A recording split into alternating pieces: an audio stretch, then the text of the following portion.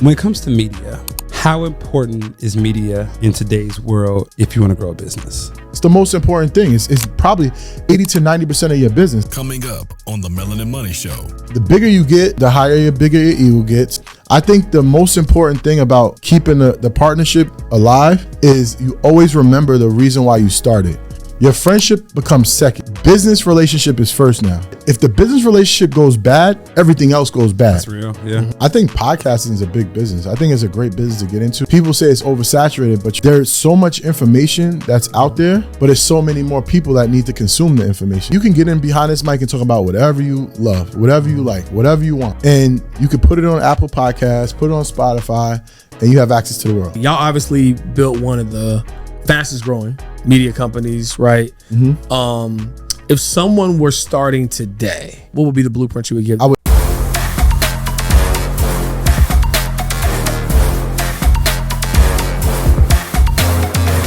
What's up, family? Welcome back to another episode of the Melanin Money Show. And today we got a special guest. Very special. We got my guy Michael MacDonald on the show, man. How you feeling, brother? I'm doing great. Thank you for having me. He was giving out some sauce before the podcast, right? You had to be in the room for that one, but man, really appreciate you coming on the show. It's been a full circle moment. So I know, what was it? It's like end of last year, I think it was. Maybe. I mean, time be flying. I don't know. I reached out. I think you just put out put a soft hey, I'm gonna show you a mentorship program. I'm gonna show y'all the game on how to grow your business, whatever. And I knew, even though our core business was doing good, I was like, but YouTube, they got the YouTube thing figured out. Yes. So I reached out, practice what I preach, right? Because people think that once you reach a certain level, you just know it all, right? And I knew that, at least I thought that you had it figured out when it came to YouTube, and I was right. And so I tapped in, I reached out, paid the same day. I was like, yo, bro, I got to tap in. And then it started out, just as a traditional mentorship program. What I can say about this program is that it was very, I'm not sure if you've changing it or evolving it, but it was very hands-on. Any question I asked, it was answered, detailed, thorough, brought in his team to show me something, just really gave me the world to make sure that I could win. And I immediately went back to my team, yo, bro, we got to make these updates on YouTube. We got to do this, we got to do this, we got to do this. And it worked.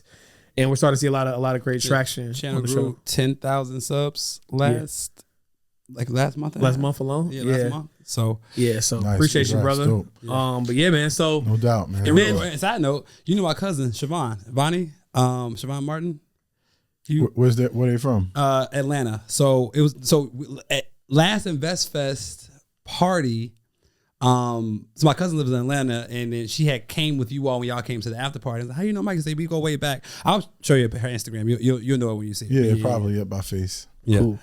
But yeah, man, so a lot to talk about, a lot to get into, man. But I know our audience might not know you. I know this is within the past year or so, you're kind of coming from behind the scenes and really showing people with the work that you've done to build the brand that you guys have. But for those of you who don't know you, kind of give us a little bit of the backstory on who is Michael and what is Michael J. MacDonald is a guy from Greenburgh, New York.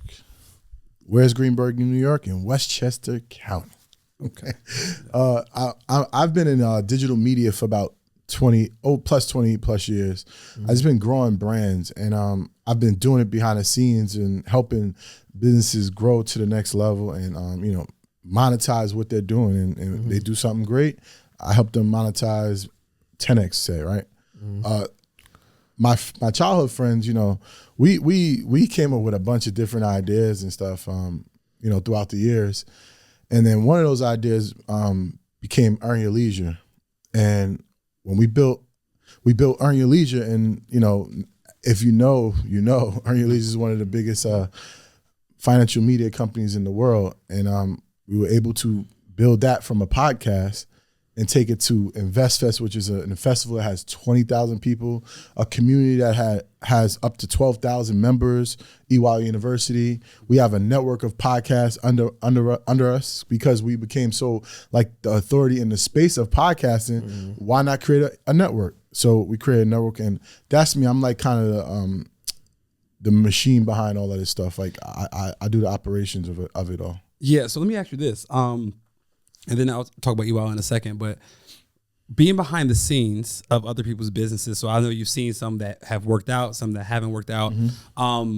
How do you know if a brand is worth attaching your name to and actually building? Is it based off of what they stand for, the entrepreneur? Like how do you know if it's something that you want to get behind and really pursue? Well, Earn Your Leisure is really the first time I've ever attached my name to any brand I've ever built. Okay. And if you know, like if you follow Earn Your Leisure, you probably never seen me in any pictures, and I was at everything, all the events. I was with all the people. I've seen you at everything, but I've just never gotten the pictures because I really just never attached my name to the to any of my brands. But then you know, as time grew and I realized, like, I started to think I'm learning more about like branding, being out in front, and how valuable it is. And the time is shifting where brand is so more important. Your personal brand is so more important. So I started to think to myself, I'm like, wow, what if I had my own personal brand the last 20 something years?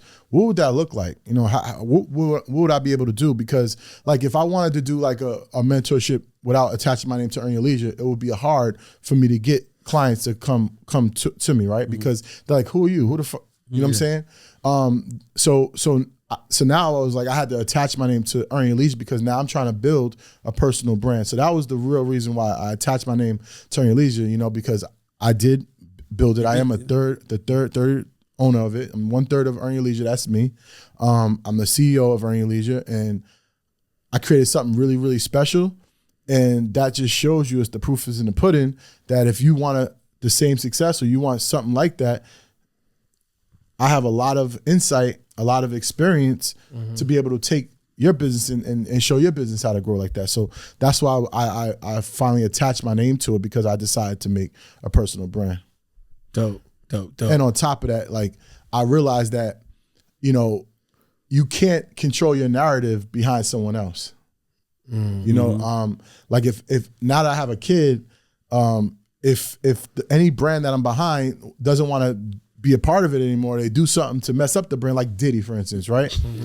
You know, I don't know if you want to put him in it, but that's cool. I'm saying, but I mean, I don't know the situation. Not just talking about it, just because it's just so fresh in my mind. Like, he is the brand, right? And now he something happened publicly, which is maybe true, maybe not, but he had to detach himself from the brand. You know, so it's the same thing, right? But him being a part of the brand helps everything grow. Now he has to take himself away from it. It's the reverse engineering of me putting myself a part of the brand, if that makes any sense. That makes perfect sense. So what y'all have built, obviously, is nothing short of amazing, right? Thank you. Best Fest is our 3rd year being a vendor, right? Appreciate it, man. Yeah, Appreciate it. The LTV, you know what I'm saying? That lifetime value.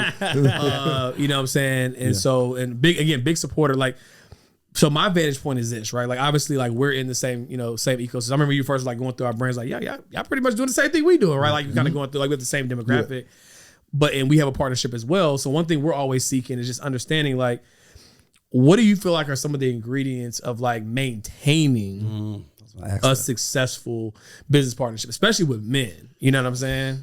It's very hard because the bigger you get, the more the higher your bigger your ego gets, the more people are in your ear. That's what it is. So it's a lot of things that come along with it. The good thing about me is, like, I'm still like the same person. I still live the same life. I still like, so I don't have like how should I say it? Escalated ego or something, like, because I'm still like the same guy. Like, I can still walk in the mall, I still do what I want. Like, you know, no one comes up to me, like, I'm a regular guy, you know what I'm saying? Which, that's how I kind of like it, right? You know, the very few times that people do come up to me, because I just started putting my face in front of the camera, it is what it is. But I think the most important thing about keeping the partnership alive is you always remember the reason why you started. So you guys came with this idea, I don't know how long ago, but when you did, but you came with an idea and you had a reason. It was a purpose. If you continue to stay to that purpose, I think no matter what, you're gonna have fights or whatever, and all that. You remain stuck on that purpose of why you started. I think everything will be fine. I think that's the key. But I made a post about friendship and business. Your friendship becomes second. Business relationship is first now, because no matter what, if the business relationship goes bad, everything else goes bad. That's real. Yeah. You know what I'm saying? It's just facts. Your friendship Now, if your business relationship is good, you can still have a friendship. But it is a time where you can actually have a friendship, have a business, then have a business relationship. Your friendship goes out the window because now it's just all about business. That's the first thing. So you got to really protect that business relationship because that controls everything. That's real. Yeah, because the money start looking funny and something goes south. Like it's gonna be very hard to maintain that person. Which is why I always find it funny when people be like, "You have a business life and a personal life." It's like if shit is rocky in business, It's my personal automatically gonna be rocky, right? It ain't really no separation. So another thing, right? And this is a lot of these are gonna be asking for friend questions because again, y'all really trailblaze the path that we are, doing our best, obviously, in our respective lane. But as you grow, right, obviously there's some variables you can't control, right? So for example, y'all have had a lot of people on your platform and, now you got people out here, I'm not gonna call any names, but people who will accuse y'all of co-signing, certain people, right? So as you grow and you have this responsibility, I guess you would say, as an authority in the space, how do you manage that, right? Because obviously you want to still continue to build relationships and connection with people, but now it's people might be trying to just attach themselves to y'all because of who you are. How do y'all manage that process as y'all continue to grow while still being the platform that people, want to come to amplify their business and their brand and who they are? Well, the first thing is we do vet. I think we do a great job of vetting everybody that comes on the platform. The thing is that once they come on this platform, right, this mega platform, they get a lot of attention, right? So you've been doing business with, say, 100 clients. You come on our platform, now you're doing business with 1,000 clients. If you're not managing 100 clients correctly, what you think is gonna happen when you get 1,000 clients, right? So they're back in shaky. And that's the problem, right? So it's not really, we don't really know, we couldn't tell that you weren't able to handle your business. Right. We know that you were doing business effectively. You had a lot of great reviews and you were a legit business, right? Right. Now, because you come on our business, our platform, and now you have 1,000 people now, and you can't handle it, and you start doing things with the money and change. It's totally not our fault. You know what I'm saying? Right. People can't. Now, my way of dealing with that is I always look and I learn from experience. You don't have to tell me. You don't have to. I don't have to hit the stove to find out it's hot. I see you touched it. It was hot. I'm the younger brother, so I got to learn. I'm the baby brother. I got to learn from everybody. You know what I'm saying? So that's why I'm able to make better decisions. Right. Right. So I look at Jay-Z. Right. That incident happened in the mall. Right. In the mall, in the elevator. Yep. He never spoke one thing about it. It just died down slowly. Right. And that's how I would take it. I would take them off the platform and don't respond and let it die down slowly because there's no point. Because no matter what, if you say something, you're wrong. And if you don't say nothing, so you just leave it alone. It'll be up to your imagination of what happened. Diddy's probably not going to say anything about whatever happened. Yeah. Yeah. It's no point. Because you're bringing attention to something. You're already wrong in the public's eye. So what does it matter? Yeah. Right. Yeah. Big facts. Let me ask you, this is a curiosity question. When y'all initially started EYL, honestly, did you think it could ever be as big? Everything I say is honest. I love that. Okay, I love that. Did you ever think that it would be as big as it is today? It was a moment. Take us through the journey, bro. I never even looked at it outside of the country. I never even thought about it. Didn't even realize that people have the same issues that we have here, have in different countries. My mind didn't even see that far. Unfortunately, it didn't. But what was the moment? Well, one of the moments was London. That was a moment. Oakland was a moment. Walk us through to London because I've seen some videos. So about that. London, and I'm gonna say it right. I don't know how I'm gonna say it, how it's gonna come out, but I'm in London for about 3 days prior to our event, and we're staying in downtown London. I don't see not one black person. I'm all through London. I'm like running around. I'm all through it. I don't see not one black person. I'm like, damn, what is it? We got a big white audience here. Who's gonna be at our event? Like, this is kind of crazy. Yeah. Our event happens. The line is like blocks and blocks and blocks. I literally have a video and I walked the whole entire line. It was like 3,000 people outside, but it was all black people. I'm like, where did all these black people come from? I did not see not one black person the whole entire time of me being here the whole 3 days. And that was when I was like, we different. That was one of those moments. That was definitely one of those moments. Yeah. We different. We are going to be in textbooks when kids learn one day. Yeah. We are going to be in classrooms, which we are to this day. We're in classrooms. You know, the teachers are bringing up our interviews and things like that and studying them. And that was when I was like, this is crazy. Scary. I saw the videos. I saw the line. I thought it was cold outside. People were like still in line. It was crazy. And I always love to hear those surreal moments. It was cold. It was. Yeah, I mean, I wasn't there. I just remember seeing the videos. But that goes along with I'm doing myself a disservice by not attaching myself to the brand. Right. That you have built. Because the reality is my son's not. If I don't attach myself to the brand, my son will never know. He will look like, oh, where was you, Dad? Right. What you think that would do to a father if he says, "Where were you, Dad?" When you see this big company that you played a major part of building. Like this company doesn't happen without me. Right. You know what I'm saying? So my son goes, "Where were you, Dad? Why weren't you in the pictures?" And that goes to play. This is why this all me having a son transformed everything. Yeah. Shout out what I was telling him. I was like, ironically enough, our sons have the same name, Legend. Yeah. Because your son is how old? 17 months. 17 months, and my son is 2. Now, once they hit 2, I stopped keeping track of the months. But he's like 2.5, roughly. Yeah. Speaking of which, so how did being a father, I guess, change? I think you got touched on it a little bit, but kind of change your overall outlook on just like the way that you wanted to build business and the way you wanted to kind of like take the dream and the vision at this point. Well, I mean, it really goes along with that. What I just said is like it's just. If I'm not attached to history, then I won't be a part of history, right? I took a picture.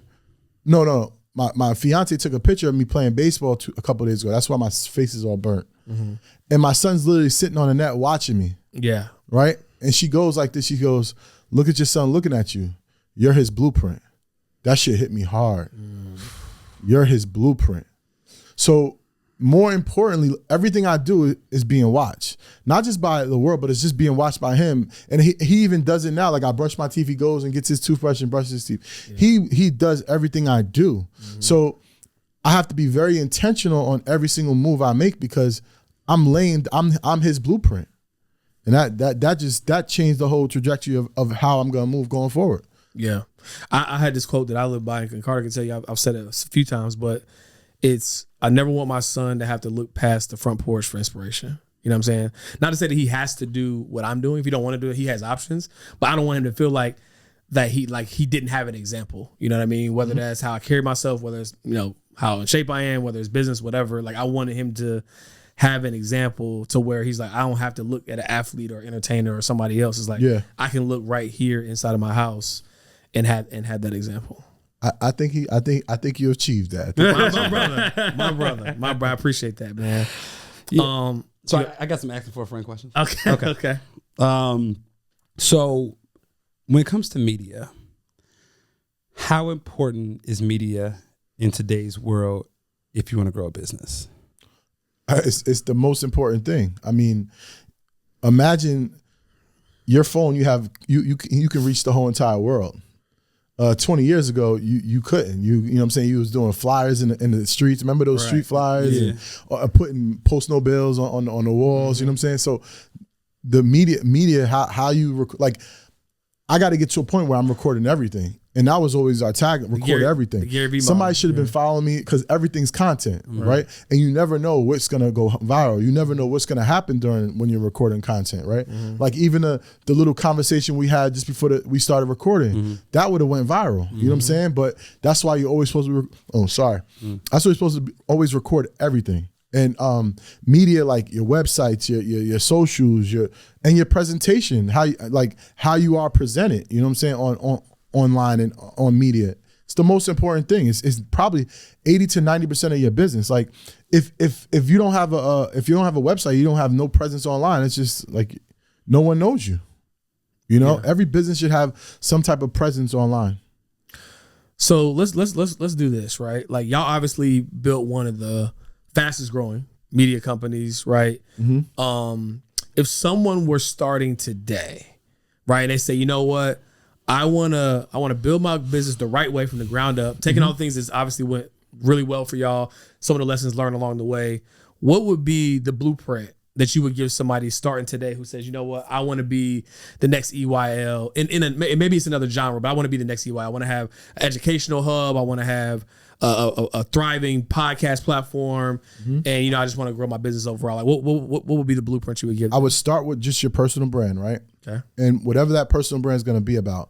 If it's going to be about podcasting, it'll be about podcasts. If it's going to be about financial literacy, it's going to be about financial literacy. The first thing is your personal brand. A lot of people don't realize that Earn Your Leisure started off with a personal brand. When you have a personal brand, it's much easier to grow a business off of a personal brand, because a person likes you and trusts you. When you present that brand to them, they're gonna be more enticing to support that brand because they already trust you already. Right. It started off with Rashad's personal brand. I started working with Rashad 2 years prior. I was curious to Earn Your Leisure. Okay. So he built his personal brand to 40,000 followers, and that's how we catapulted Earn Your Leisure so fast, because all those 40,000 people came on to like Earn Your Leisure because they already liked. They knew, liked, and trust Rashad. So that's the first thing I would say is build your personal brand. Okay. Now, after you've built your personal brand, if it's a podcast, say, right, you want to start a podcast, I would say focus on that podcast. Don't focus on so many other things outside that podcast. You have to build one tree, and then the branches will follow. It's just like us. We built a podcast. We focused on a podcast. As the podcast grew, we started adding branches to our tree, whether that was EYL University, EYL InvestFest, EYL Network, all these different things, EYL Trucking, merch, all those different aspects of the business started to grow from that one thing. But we focused on this and became a master at podcasting. Yeah. So that's what I would say. Just focus on one thing, and as it grows, you'll know when it gets to a point where you can scale up. Does that make sense? Yep.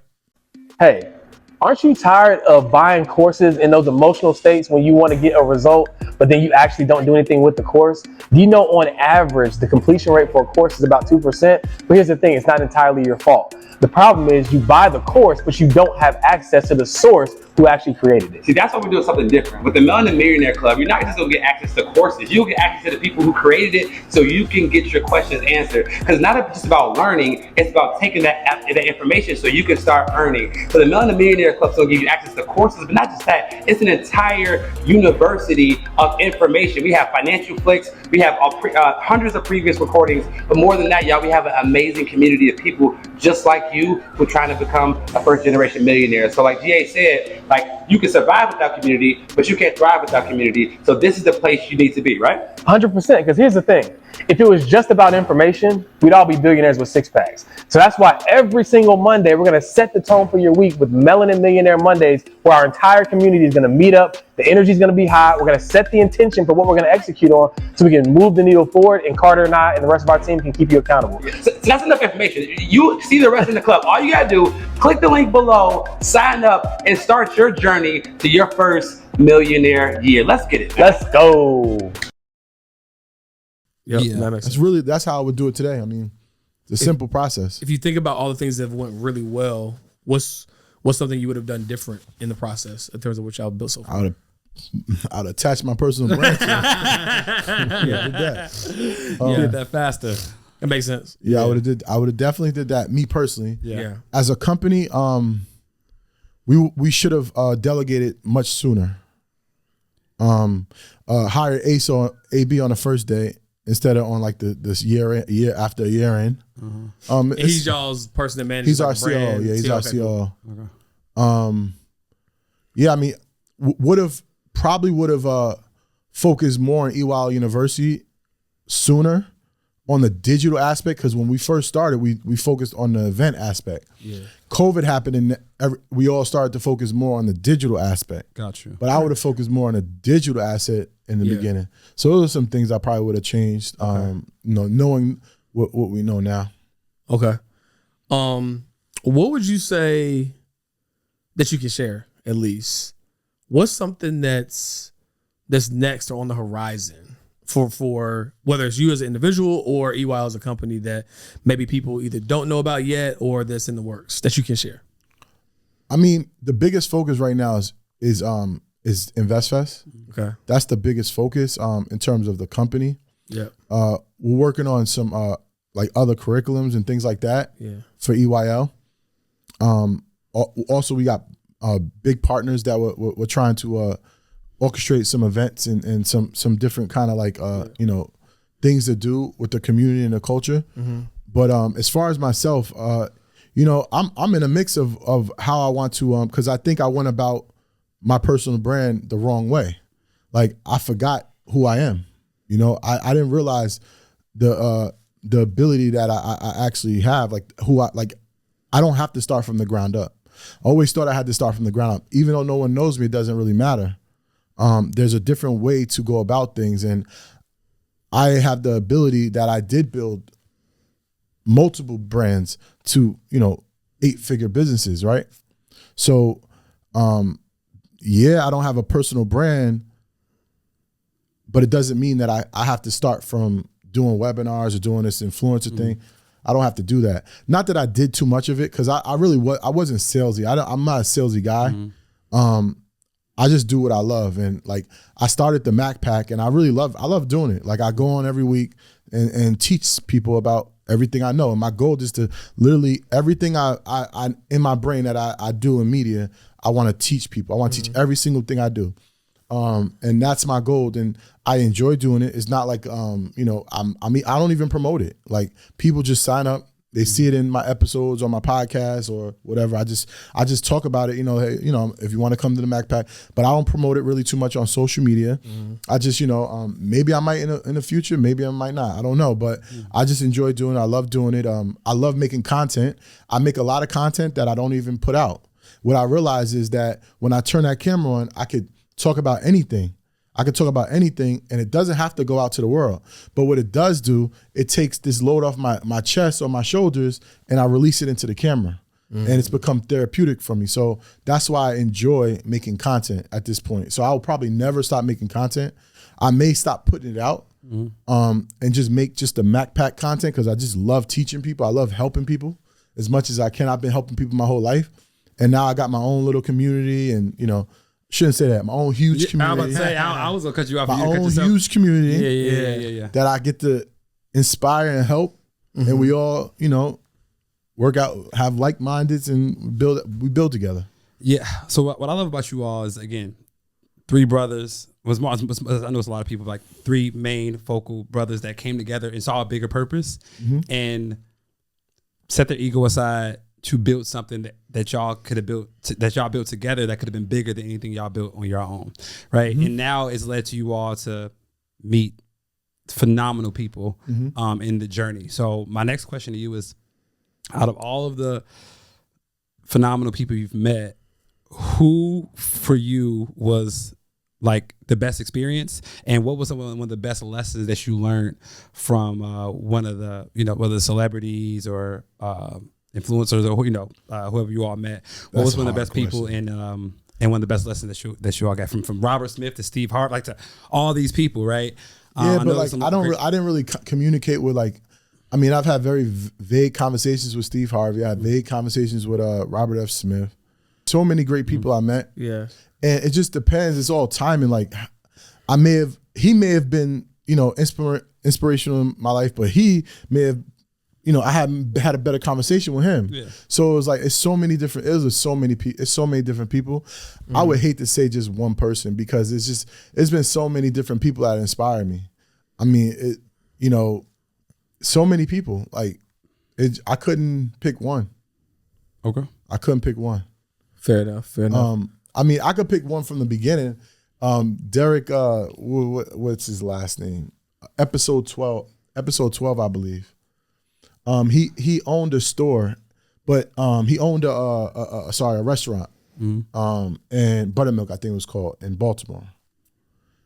And I just loved the way he, how he started from nothing. And this is like, he was like one of the first inspirations from Earn Your Leisure's path because he started from nothing, came from nothing, and the way he like broke down his business. And the finances and how to grow and how to own the building and like that was inspiring to me. Like, he's like, I'm not in the restaurant business. I'm in the real estate business. It's just I happen to have a restaurant. So it was like, that was kind of like one of the things that like, that was one of those moments where I was like, oh, we got some dope shit. Yeah. We got some dope shit. Because what's interesting, at least from my take, you let me know if I'm wrong in this assumption. It seems like the media business is like when y'all first started out, like obviously, I mean, y'all probably were doing what y'all were doing your own thing or whatever. But in the beginning, it's like, okay, we built this platform that people can appreciate. But some of the guests y'all had on, like, they might have had a bigger bag than y'all at the time, right? Y'all just had the bigger platform, right?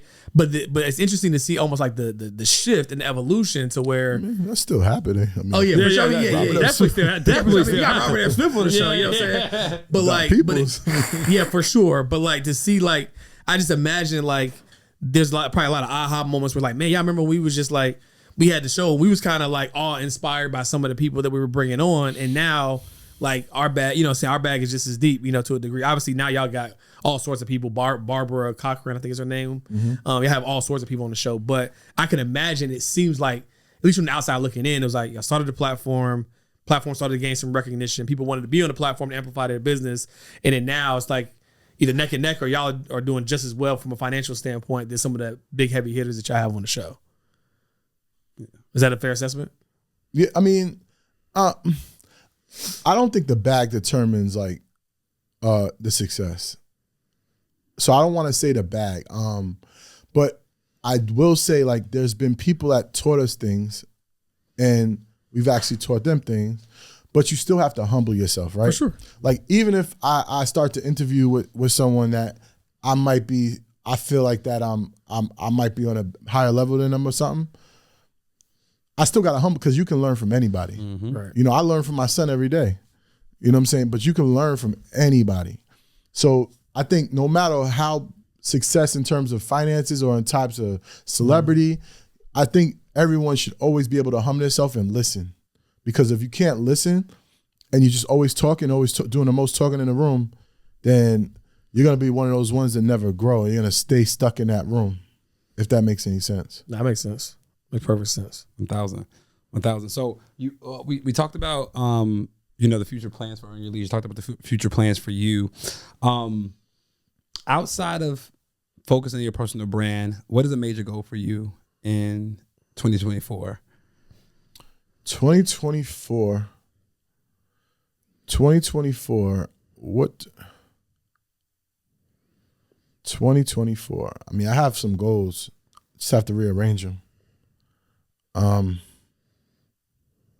I mean, I hit one of them.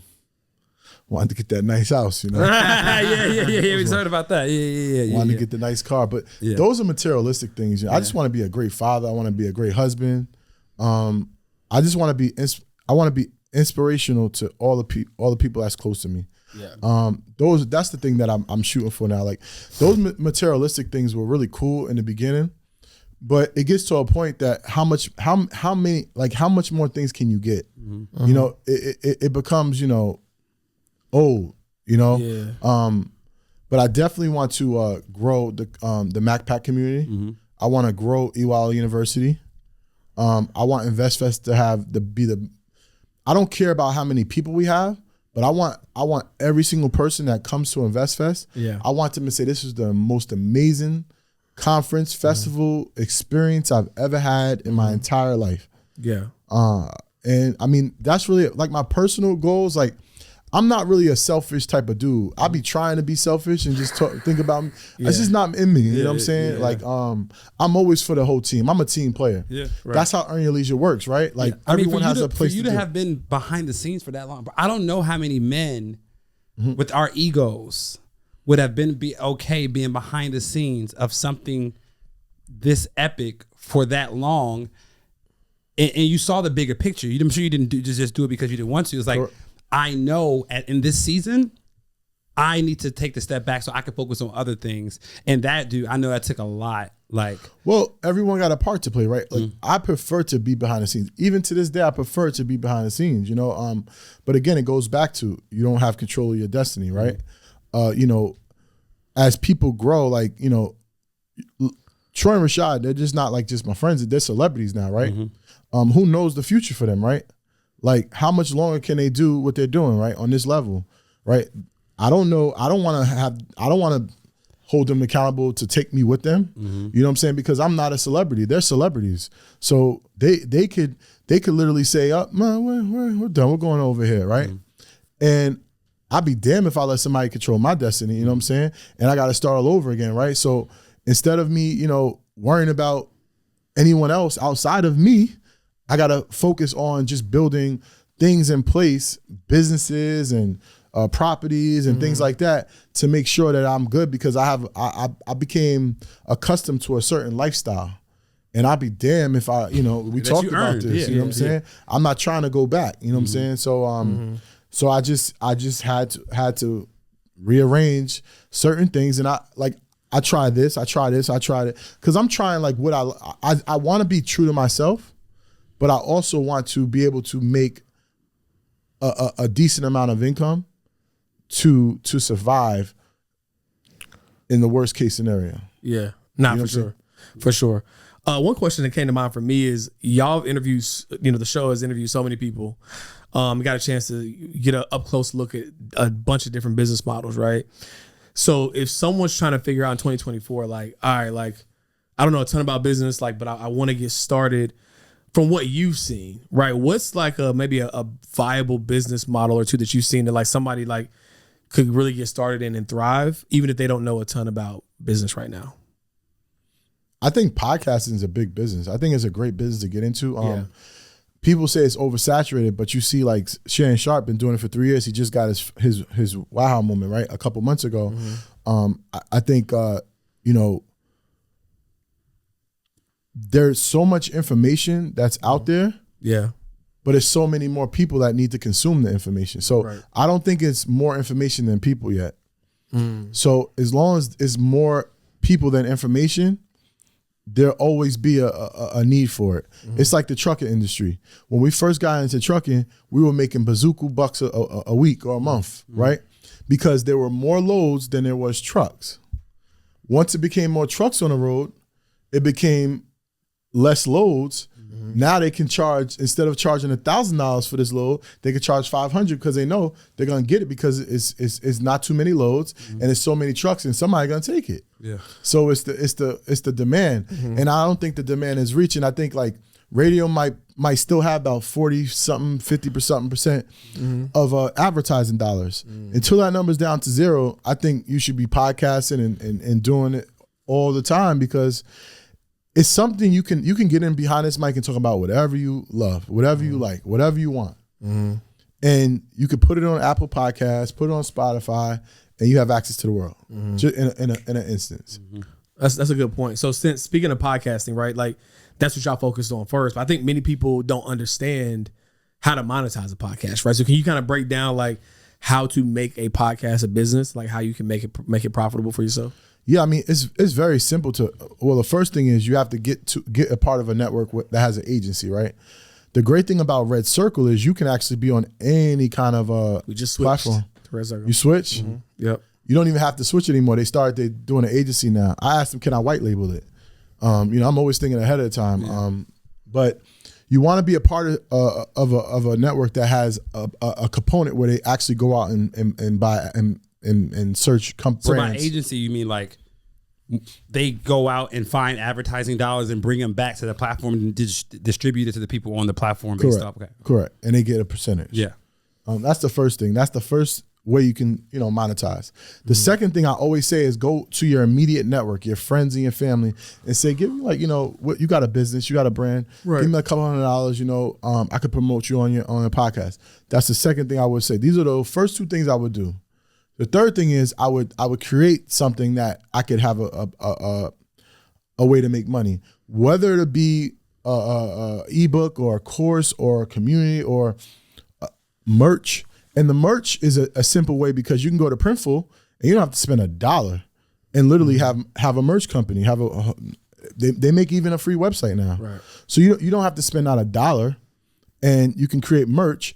And the people that, if they don't have a brand that they'll support you and buy your merch because they just want to support you and they want to just show you they care and they support you. So those are things right off the bat. Now you can scale those things, right? Because now you can go to a podcast like, so I'm earning your leisure. You're Melanin Money, right? I'm earning your leisure. We have the same type of audience, right? If I was you, I would literally go to my podcast and listen to every single ad that is that's being advertised on my podcast.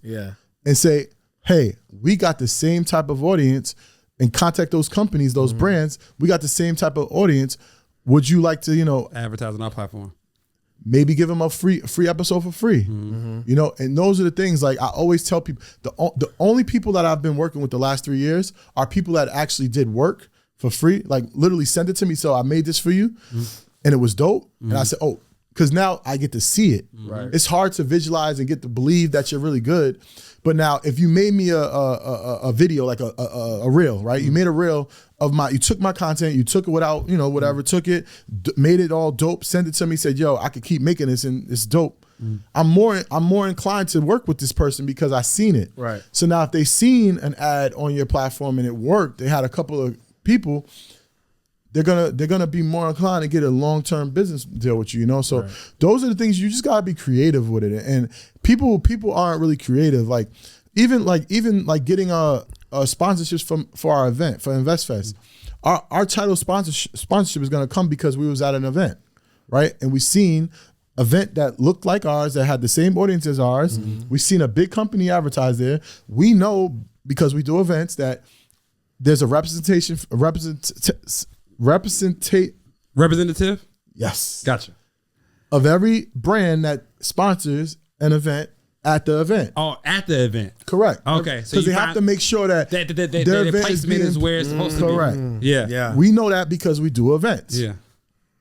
When we at this event, we see that big sponsor. Whoa, let's find out who. Where's the rep? Where's the rep at? Yeah. Not only was that just the representative, it was the person to talk to give the money. Got you. So now we're literally talking to the person that says yes to the check.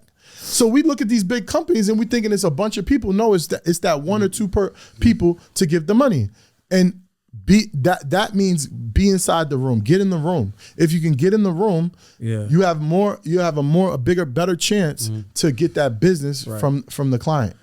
So going to an event that has your similar demographic. It's the same thing. Like who's sponsoring, and then boom. It's the same thing I'm telling you about going on top of the podcast. That podcast game was crazy. Listening to somebody's ads, because they did the vetting on the front end. Like we know our audience wants to be in front of EYL, right? Yeah. They already vetted, like our audience likes financial literacy, our audience is this age, our audience has this demographic. Correct. So they already vetted. So now when you come to them, you're not giving them more work to do. We have the same audience that you already know you want to advertise in front of. Correct. Hey, but he saved that sauce. I talked to Mike 3 times a month. He saved that sauce for the That's podcast. new sauce right there. I mean, you gotta get me on the right time. Man. Nah. I give everything, man. It's just whatever I'm thinking at the time. I have a lot in this brain, I think it was too much drinking or something in the past. We clocked by ourselves. But nah, man, we we really just appreciate, who you are and who the brand is, and what y'all have done for the culture, right? Thank you. Which is why we, hosted our award show last year, right? To amplify, thought leaders in the space who are really moving the needle forward, right? And so I told you I had it. He didn't believe me. I told him I was going to. Yeah, I ain't believe you. I ain't believe you. Brought y'all's award. Oh man, we got the award. It's a real award. It's a real award. It's a real award. You know what I'm saying? If y'all would have been there, we would have came to y'all in person. Yeah. Well, this shit heavy. Yeah, it's the real deal. Wow, thank you. The Nipsey Hussle Impact Award. Yes, sir. Yeah, man. So we did it. Yeah, I feel like we made it. Mama, we made it. Now the only ask is we got to have y'all there at this award show to present the next person to receive that award. This is dope, man. Thank you. I appreciate it. This is dope. Nah, absolutely, brother. This is dope. This is heavy, man. Yeah, when I put it in my bag, I was like, God damn. I should have mailed this directly to him. Nah, this is going to be expensive. This is dope, man. Appreciate it. Nah, absolutely, man. But we really just appreciate what y'all what y'all have created, the path that y'all's trailblazed. Because a lot of stuff we doing now, it doesn't feel crazy. It didn't feel crazy for us to do a podcast tour last year. I mean, before y'all did it, we never saw it before, right? At least not amongst the culture. Then we did it last year. We sold out. That was our moment, I think. Right? We went to Houston, went to Chicago, went to these cities we never been to, and hosted an event and sold it out, right? And that was because we saw that it was possible. So we appreciate. Thank you. And that's another thing. Just doing whatever someone's doing, take it and just put your sauce onto it. Right. We've seen people doing summits, conferences, and we just said, let's do a festival. That's another, key to, you don't have to really change the wheel, but just take the wheel and just add a different rim to it. Exactly. Don't reinvent the wheel. Just put your own rims on it, baby. Yeah, it's like, and that's what we've been able to do. And we've been able to do it at a high level. Yep. And you guys are doing really great too. You know, y'all growing like crazy, you know. Appreciate that, bro. And you know, anything I can do, you know, always give me a call. I'm always I'm ready, you know what I'm saying? I'm always gonna give my advice as much as possible because I love, like I said, I love helping people. I love seeing people grow. And you know, the fact that I've come from where I come from, it filled the journey. And that's the thing about this. I realized I love the journey. Yeah, we just talking about that. Yeah. Like I really wanted this house. I was trying to get this house for like 6 or 7 months. My fiance didn't want me to get it. She was like, "Don't get it, don't get it." Da, da, da, da, da, all you know, she's somebody that's very reserved. She likes to look at her money, and like you said, I like to spend my money. But it's like everything I had to do, like even like, and if you're in finance, so you know, like they look at every single dollar you spend and da da da. I had to literally like not spend no money. You know how hard that was for me. I had to just, you know, just really like just do it. Took about 6 to 7 months to get this house. And I mean, I'm definitely blessed. I thank God every day that I got this house, right? Because this is my forever home, right? I don't think I'm gonna move for the next 20, 30 years. But it was the journey, like every single night, just dreaming about it, looking at the pictures and saying I'm gonna get it, waking up. And that thing is real. That's real. When you say you wake up and start saying it, like you every morning you say, I'm gonna do it. I'm the best, I'm the greatest. That's what I teach my son. Like say, you're great. I tell him now, you're a king. You keep putting it into your head, you start to believe it. And when you believe something, when you give somebody, I'm not gonna say false confidence because I'm thinking about basketball. Because when I started scoring 20, I thought I was Jordan for a second. You know what I'm saying? Yeah. But you start believing in yourself. Manifestation, the visualization. Right. Yeah, you gotta see it here before you can see it in real life, bro. And that's what I said. I said you gotta think it, write it down, and say it out loud. It's real. I feel like that's what y'all did with UIL, right? Y'all kept 100%. Y'all kept saying the big, 100%, 100%. And you start saying something. Other people start to believe it too. Because then what happens is like, well, prove that I'm not, right? You know what I'm saying? And so at that point, it's like, oh, they said they're the biggest, they're the biggest. All right, so now we got, what's up? We got to figure out, we gonna figure out on the show. But but nah, man. Man, this has been a pleasure, man. The last question that we always ask everybody that's on our show, right? Because as you know, our mission is to help 100,000 people of color achieve their first 1 million in net worth so we can decrease the wealth gap by $100 billion. And so my question to you is, what does being a melanin millionaire mean to you? The first word that comes to mind is change. You get to change the narrative. My son will have a different upbringing than I did. I changed the narrative. I changed the course of my family's life just by me receiving the success I received so far. I literally made it, even my friends, now they see it, they believe it. And it's good because we all got the same friends growing up because we're childhood friends. Our whole community sees what we did. So not just one, not just two, but 3 people you seen from the same community literally change their life. Them two are building these big mansions in the community. I left, I went to Atlanta. Sorry guys. But you can actually like see it like 3 times over. Like you can, they always put it in our minds that we shouldn't work together. We have to be against each other, crabs in the barrel. And you know, subconsciously we believe this shit. Right. You know what I'm saying? We believe that we can't work together. Like even you go on podcasts and they say, why can't we work together? Like you start saying something, you start believing it. Right. Stop saying it. Like we can work together. We can absolutely work together. You see it happening. 3 brothers from the same community that none of us was rich. We came from like, you know, not too much. And we grew a multiple multi-million-dollar companies. So it can happen. Stop saying why can't we happen? Just say when you're gonna do it or something, you know, do it. You know, y'all two are doing it. It's just we just gotta change the way we think. You know, I think it's a narrative out there that they're trying to impose on us, and as long as we believe it, we're never going to change it. And that's why I think what you said, the first thing is change. I think I'm a part of the change. Love it. Hey, bro, well, we appreciate you for coming on the show. We are this is your formal invite to Wealth Weekend 2024. So when's the date?